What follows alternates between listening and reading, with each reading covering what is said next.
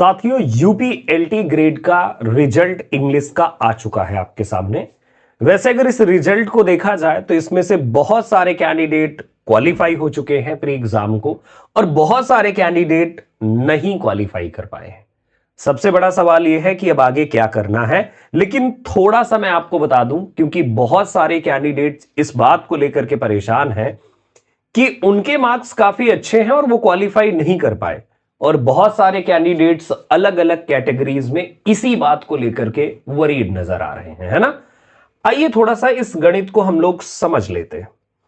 English की अगर आप नोटिफिकेशन को देखें तो टोटल कुछ इस तरह से सीटें हमें नजर आती हैं। 540 मेल के लिए है, 21 पीएच मेल के लिए, 113 फीमेल के लिए, और जिसमें से अलग अलग कैटेगरीज के लिए होंगी और ये अलग अलग कैटेगरीज में डिवाइड होंगी। 4 पीएच फीमेल और 4 स्पेशल स्कूल्स के लिए वैकेंसीज हैं। अगर आप पूरा कैलकुलेशन करें तो 682 पूरी की पूरी वैकेंसीज बनती है।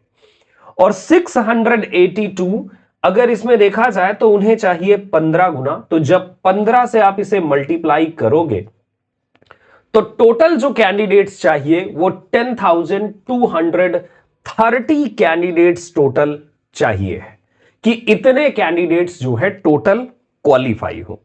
अब यहां महत्वपूर्ण बात यह आती है कि कैंडिडेट्स क्वालिफाई हैं, नो डाउट कि कैंडिडेट्स क्वालिफाई नहीं है, लेकिन सबसे बड़ी जो बात यहां पर यह आती है, अगर आप इसके रिजल्ट के नोटिफिकेशन को भी देखेंगे, मैं भी आपको रिजल्ट वाला नोटिफिकेशन भी दिखाऊंगा, तो इसमें आपको 7,165 कितने 7,165 कैंडिडेट्स आपको क्वालिफाइड नजर आ रहे हैं। मतलब कुल मिलाकर के 15 गुना जो कैंडिडेट चाहिए था वो 15 गुना पूरे नहीं हो पाए हैं।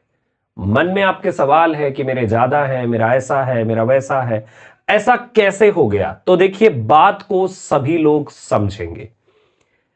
देखिए हुआ क्या है यहां पर, क्योंकि पूरा का पूरा जो नोटिफिकेशन है, थोड़ा सा मुझे 1 मिनट का टाइम दीजिए, मैं नोटिफिकेशन को ओपन करूंगा और नोटिफिकेशन ओपन करते ही ये सारी चीजें और भी क्रिस्टल क्लियर आपके सामने आ जाएंगी, है ना। वैसे मैंने इसे डाउनलोड करा हुआ था रिजल्ट को। चलिए मैं आपको ये रिजल्ट डाउनलोडेड यहां से ही डायरेक्टली दिखा देता हूं। ये आपको यहां रिजल्ट नजर आ रहा है, व्यू ऑल पर जाएंगे आप और आपके इंग्लिश सब्जेक्ट का ये रिजल्ट है और ये रहा आपका नोटिफिकेशन। नोटिफिकेशन में जैसा कि मैंने आपको पूरी की पूरी सीटें आपको काउंट कराई हैं, वैसी ही सीटें आपको नजर आती हैं, है ना।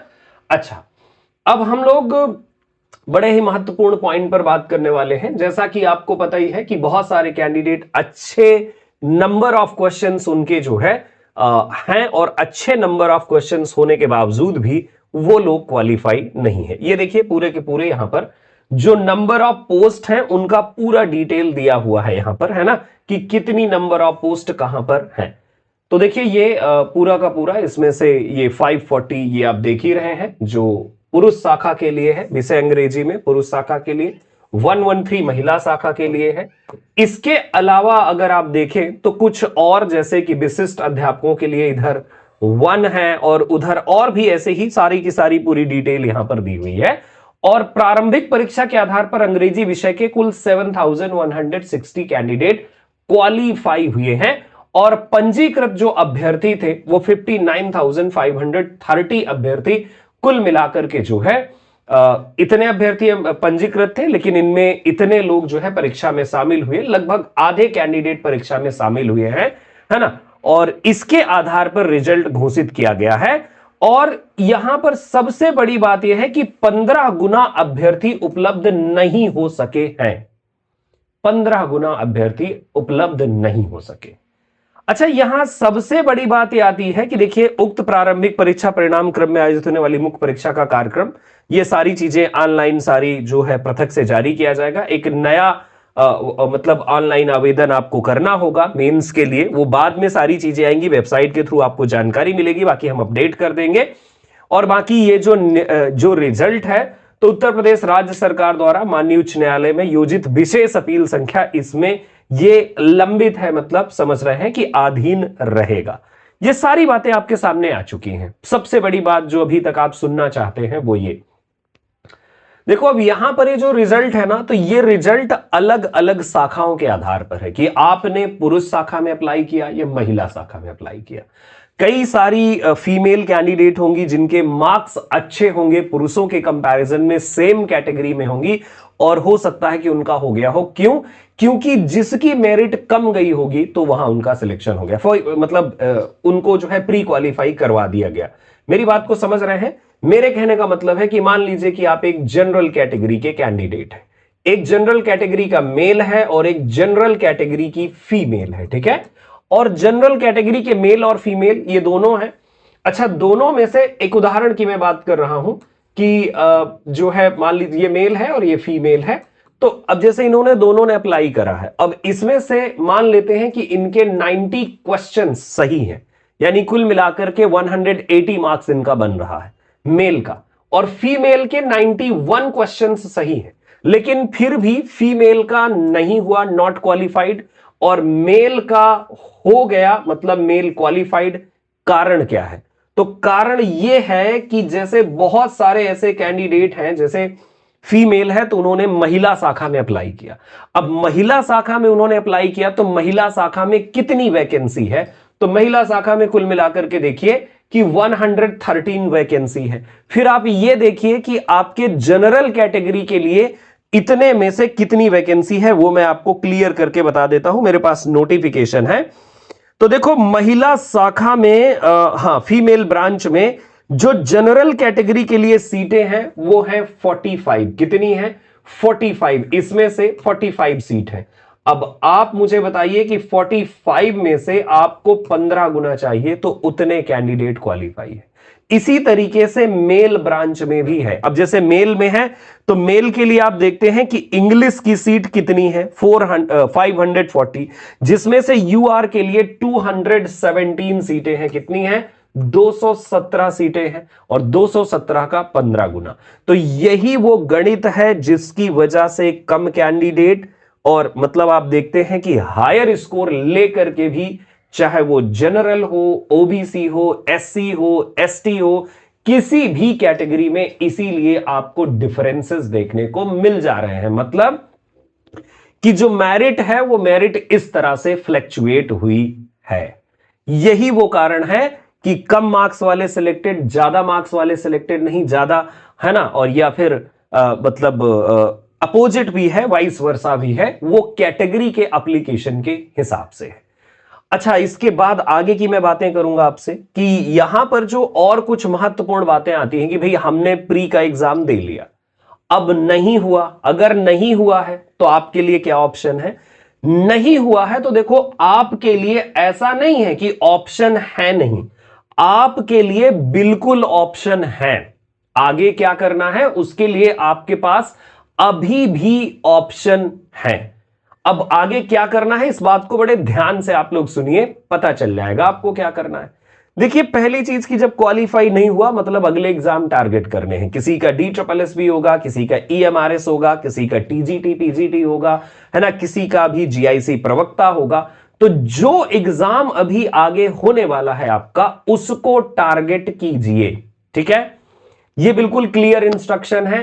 ऐसे पढ़िए कि जैसे आप बड़े कोर्सेज पढ़िए, ताकि आप लगभग, क्योंकि देखिए ज्यादातर एग्जाम्स की जो मतलब प्री मेंस वाला पैटर्न आ ही गया है, डिस्क्रिप्टिव राइटिंग आपको करना है, तो डिस्क्रिप्टिव राइटिंग के हिसाब से खुद को प्रिपेयर कीजिए।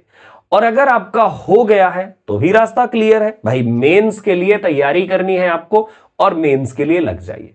और आपको यह भी पता है कि इसी साल अलग अलग परीक्षाएं होने वाली हैं, चाहे वो असिस्टेंट प्रोफेसरशिप की हो, अगर आप एलिजिबल थे तो उसके लिए, GIC प्रवक्ता की, यूपी PGT का एग्जाम, यूपी TGT का एग्जाम, ये सारी जो परीक्षाएं हैं, LT मेंस का एग्जाम है, ये सारी परीक्षाएं आगे आने वाली हैं। EMRS भी है, KVS NVS है, तो ये सारी जो परीक्षाएं हैं आगे आने वाली हैं। तो अगर इधर नहीं हुआ तो कोई देखिए परेशानी की बात नहीं है।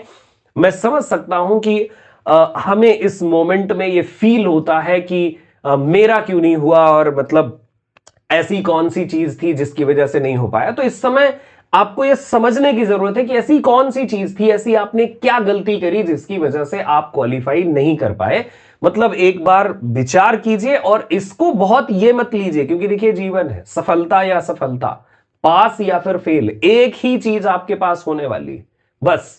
या तो आप पास होंगे या तो फेल होंगे, 1 मार्क्स से फेल हो चाहे आप 10 ज्यादा एक्स्ट्रा मार्क्स ला करके आप क्वालिफाई हो, है ना, पास और फेल ही है। तो बस आप इस जो सामने जो परिस्थिति है इसे एक्सेप्ट करते हुए, चाहे वो जो भी हो, 2 में से कोई भी है, चाहे वो पास वाली कंडीशन है चाहे या फिर मतलब आपकी ये फेल्ड वाली कंडीशन है, इस कंडीशन को बिल्कुल मानते हुए, फॉलो करते हुए आगे आपको बढ़ने की जरूरत है। मेरी बात आपको बिल्कुल क्लियर होगी, समझ में आ गई होगी, है ना। और इस बात का स्पेशल ध्यान रखना है कि इस समय अपने आप को अपने मोटिवेशन को डाउन नहीं करना। आपने अपना बेस्ट दिया, अगर आपने अपना बेस्ट नहीं दिया तो वो भी आपको पता चल गया कि आपकी कमी किधर थी। जो कमी थी वो आप समझिए और अब उस पर सुधार कीजिए और आगे अपने आप को एक बेहतर, मतलब एक बेहतर पर्सन, एक बेहतर पर्सनालिटी के लिए खुद को रेडी कीजिए। एलटी के लिए हमारा मेंस का बैच ऑलरेडी चल रहा है। जो कैंडिडेट इच्छुक हो, मन से चाहते हो ज्वाइन करना लिटरेचर लवर्स प्लेटफॉर्म को, एलटी के प्री एग्जाम में खूब अच्छे रिजल्ट है, बहुत सारे लोग क्वालिफाई हैं। आप इसके नीचे कमेंट देखोगे और मैंने एक रिजल्ट वाला वीडियो डाला था, उसमें आप कमेंट देख लीजिए। और हमारे रिजल्ट बहुत सारे टेलीग्राम पर भी शेयर होते रहते हैं, तो आप बिल्कुल देखिए, समझिए और बिल्कुल सही मार्गदर्शन के साथ अगले एग्जाम की तैयारी बिल्कुल कीजिए। बाकी अदर एग्जाम्स के बैचेस भी हमारे ऐप पर अवेलेबल हैं। अगर आप जेन्युइन कैंडिडेट हैं, चाहते हैं कि एक आपको गाइडेंस मिले और जहां से आप कंटिन्यू पढ़ करके, क्योंकि देखिए कंटिन्यूटी बड़ी जरूरी है, अगर कंटिन्यूटी रहती है तो उससे आपका इंप्रूवमेंट होता है। और ये जो पेड क्लासेस होती हैं, ऐसा नहीं कि आप मटेरियल नहीं कलेक्ट कर सकते, मटेरियल आप अलग अलग सोर्सेज से कलेक्ट कर लेते हो, लेकिन पेड क्लासेस में एक सेटिस्फैक्शन लेवल होता है कि जहां आप डेली रेगुलर अपने टीचर से पूरी गाइडेंस के साथ टॉपिक वाइज चलते हो, है ना, कहीं आपकी चूक नहीं होती, कौन सी क्लास बाकी है, क्या नोट्स है, वो सारी चीजें अरेंज होती हैं। इवन हम कॉपी भी चेक करते हैं कैंडिडेट्स की, ताकि कैंडिडेट को बता पाए कि तुम कहां गलती कर रहे हो, क्या गड़बड़ कर रहे हो, है ना। तो बात आप मेरी समझ पाए होंगे। अब इस चीज को एक्सेप्ट करते हुए आपको आगे बढ़ने की जरूरत है, ठीक है। अच्छा, जो क्वालिफाइंग क्राइटेरिया रहता है वो आप जानते हो, 40% वाला जो क्वालिफाइंग क्राइटेरिया है। तो कैंडिडेट कम कैसे हो जाते हैं, तो जैसे पर्टिकुलर कैटेगरी का जो मैटर है उसमें उतने कैंडिडेट नहीं होंगे जिन्होंने मिनिमम 40% स्कोर करा होगा, यही वो रीजन होता है, ठीक है। तो उम्मीद है आप मेरी बातों को समझेंगे और आगे प्रोसीड करेंगे। कोर्स से जुड़ने के लिए आप लिटरेचर लवर्स ऐप को फटाफट इंस्टॉल कर सकते हैं और अपनी तैयारी को आगे बढ़ा सकते हैं। हम आपकी तैयारी के साथ हैं, आपको गाइड करने के लिए रेडी हैं। बाकी और आपकी अगर कोई इंक्वायरी है कमेंट बॉक्स में डालिएगा, हम जरूर रिस्पॉन्ड करेंगे और देखेंगे कि क्या क्या और भी बातें हैं जो हम लोग कर सकते हैं। मेरे साथ ट्यून रहने के लिए बहुत बहुत धन्यवाद। और बिल्कुल भी इसे पॉजिटिव, मतलब आगे क्योंकि टीजीटी पीजीटी की भी वैकेंसी आने वाली है, तो पॉजिटिव लेते हुए आगे बढ़िए। कहीं ना कहीं आपकी जॉब इंतजार कर रही है आपका, बस आप सही दिशा में सही समय पर मेहनत कीजिए, कोशिश कीजिए। बहुत बहुत धन्यवाद मेरे साथ ट्यून रहने के लिए। जय हिंद, जय भारत, अपना ख्याल रखिएगा।